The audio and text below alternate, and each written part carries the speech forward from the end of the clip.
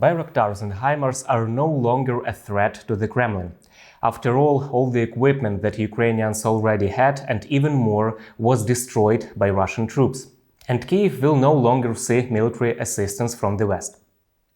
To stay warm, Germans heat their homes with wood, probably following the example of families of mobilized Russians from Yakutia. The latter had received firewood as compensation. Berlin residents have cut down almost all the trees in the Central Park. Very funny, Spanish satirical magazine El Jueves published a caricature of Zelensky on its cover.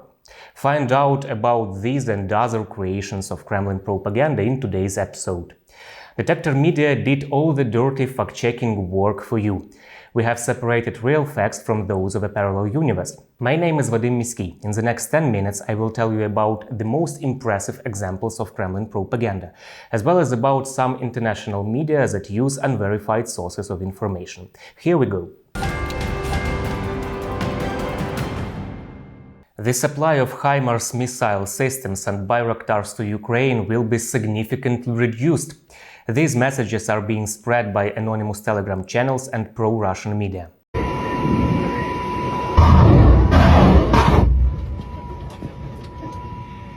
Russian propagandists claim that the United States refused to supply Ukraine with air defense systems and HIMARS. But this is not true. Currently, the Ukrainian army has more than 20 HIMARS in service. In early October, 4 more arrived in Ukraine. In late October, the manufacturer announced that the US is increasing the production of HIMARS in light of the successful use of these systems by Ukrainian soldiers over the past few months. Pentagon announces new $275 million military assistance package for Ukraine. We know that Ukraine still needs even more long-range fires and air defense systems and artillery systems, along with other crucial capabilities. And I'm grateful to our many allies and partners who have raced to meet Ukraine's self-defense needs, often pulling from their own stocks or purchasing capabilities from domestic industry. And let me especially commend Germany for its recent delivery of an IRIS-T air defense system. This critical donation will help Ukraine better defend its civilians from Russian airstrikes. Another fantasy of propagandists. According to them, Bayraktar company management informed the Ukraine's president's office that they are forced to decrease the supply of UAVs. It's because of a condition introduced by Russia as a part of the Turkish gas agreement. In fact, Baykar company continues to support Ukraine with drones. Volodymyr Zelensky met with Baykar CEO Khaluk Bayraktar. Baykar plans to build a plant for the production of Bayraktars in Ukraine within 2 years. But for this moment, I found the time, because you always found the time for Ukraine, for our support. So you know that everybody in Ukraine knows what does it mean Bayraktar and your company and Baykar. So thank you so much. Erdogan, thanks very much for your support, and people of Turkey for supporting this war against Russian occupation. But the recent meeting of Turkish President Erdogan with Putin did not affect the cooperation between Moscow and Ankara. Although Putin has been offering Erdogan to jointly produce drones since the beginning of the summer, so far Bayraktars only destroy the invaders.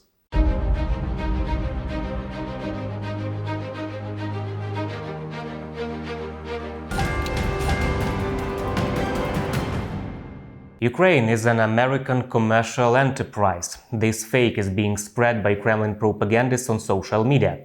They claim that it is proven by the fact that the Cabinet of Ministers of Ukraine is registered in the US Register of Private Companies, and therefore Ukraine cannot be considered a country.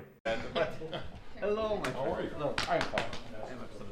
Stop fake fact-checkers have found out that the name Cabinet of Ministers of Ukraine does appear in the online database of the US Securities and Exchange Commission. That's because in 2009 the Cabinet of Ministers, represented by the Minister of Finance, acted as a guarantor of Ukrainian state-owned company Naftogaz. The Cabinet of Ministers of Ukraine has indeed been assigned a number, but this does not mean that the organization is private. The number is used to identify the person or organization that participated in transaction and take a look at its bidding papers. This particular fake has been circulated periodically on social media since at least January of last year. By doing so, propagandists try to prove that Ukraine is completely dependent on the West. Germans cut down almost all the trees in the Central Park of Berlin for firewood. This fake is spread on social media and pro-Russian media. Basically, it's about the Tiergarten Park. It is claimed that desperate Europeans believe this hasn't happened since the Second World War. This information is claimed to have been reported by Bloomberg UK. This is not true. On the contrary, the German chancellor said that Putin gas blackmail had no chance of succeeding. Russia under Putin is no longer a reliable trade partner. Putin hoped by turning off the gas he'd be able to blackmail us, but he miscalculated there as well. Because Europe stands together, and we as a country have made sure through the measures taken in recent weeks and months that we can say with optimism, together we will come through this winter. According to Stop Fake, there is no information about tree felling in the Bloomberg article. In fact, the Bloomberg article mentions that the Germans cut down trees in Tiergarten Park during the Second World War, not recently. The Germans are now focused more on how to warm Ukrainians than on how to warm themselves. After all, Russia is attempting to destroy Ukraine's energy system with missile strikes. The German president provided assistance just after his arrival in Kyiv. We handed over the so-called winter package, which consists of generators, special machines for processing wood for heating, and we also handed over mobile generators to maintain the power supply and heating. Russian propaganda systematically manipulates the topic of energy security in Western countries to make Europe stop helping Ukraine. The effect is the opposite. Ukraine will be rebuilt after the victory. Now is the moment to convene the brightest and best minds to provide expertise and recommendations to start rebuilding Ukraine. Now is the moment to use the world's collective knowledge to contribute to Ukraine's future.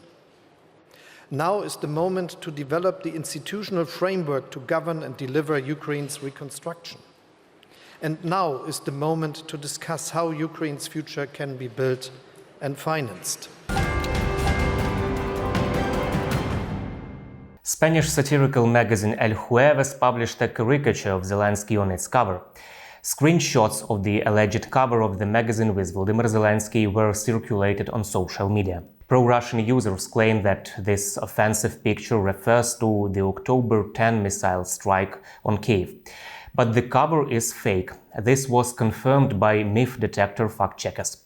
You can see the real covers of the magazines on El Jueves social media accounts. The magazine is usually published on Wednesdays, but the latest issue about the history of Spain was a special one and was published on Tuesday, October 11. Here's what it actually looked like.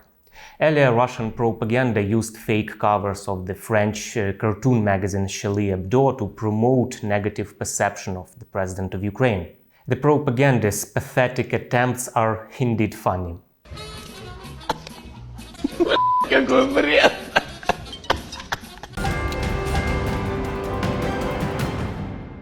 I believe such genuine laughter will allow Ukrainians to survive through the most challenging times. We will win both on the battlefield and on the information front. See you next time.